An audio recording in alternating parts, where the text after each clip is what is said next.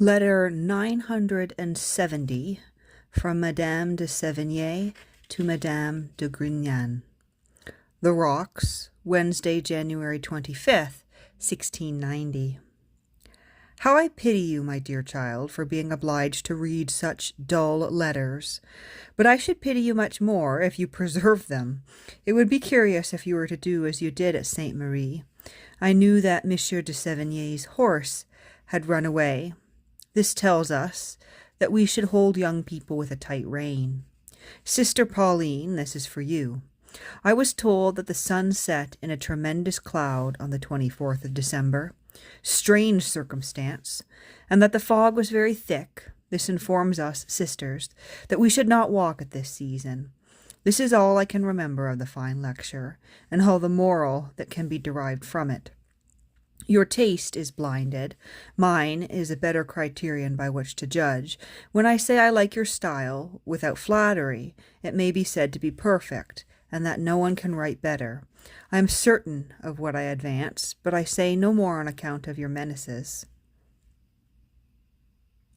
You have thrown your verses at my head very opportunely, to amuse me and divert me from attending to the shortness of your letter.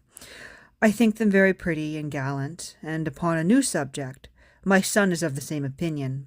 We will send a copy of them to our friend Gubraec, who will be delighted with them, as he was with your Court of Love. One word more respecting our readings. Yesterday we read the 11th book of the first volume of Monsieur Arnaud's Perpetuité de la Foi, Perpetuity of Faith. He answers some attacks and accusations thrown out against him by the minister Claude. Good heavens, what arguments, what harmony, how he defeats his antagonist every moment. We thought of you, supposing that you would have been delighted, and the book was worthy of you. And this was the eulogium we pronounced upon it. I informed you in my last of my plan for extricating you out of your present difficulty. This is an idea which must be natural to you, and you may make what you use of it, if you please. You know whether I shall want entreaty when my signature is necessary. Our Marquis is to be in Paris on Sunday the 22nd. I am told that he will be surprised to find on his arrival an order from Provence to go and join you. But I have so good an opinion of him as to suppose he will be very happy to pay you this visit, and if it were otherwise, and he should have some regret at 18 to leave the Carnival, this very reason at 18 would make me think it still more proper that his youth should be improved at this beautiful period in the bosom of his family. He is in a situation where he can no longer act the child, and I doubt that he still blends a little of this character with that of the colonel. He is not done enough, as Madame de Lafayette says. Another, boiling up at the corner of your fire, will be of infinite service. And if it please God that he should return to Paris with the Chevalier, it will be a great blessing to him.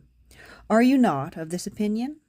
You will have infinite joy in embracing this dear child, and not without reason. You have said not a word respecting the Chevalier's health. This, perhaps, is a good sign. I rejoice with him that Monsieur de Beauvilliers, after having 9 girls, has at length had the wit to beget a son. He has followed the advice you gave to Guitaud. If he had been vexed and changed the cards, he would never have had an heir. This fancy is laughable enough. One of yours last night made my son laugh heartily. It was upon the flying report that Monsieur d'Ormesson would be Chancellor. Brother, say you, I wish my mother would marry again. She would then be the Chancellor's lady, and we should go to Chaville. There was no explaining this flight, yet it almost killed us with laughter. This passage would have a fine effect in your select readings.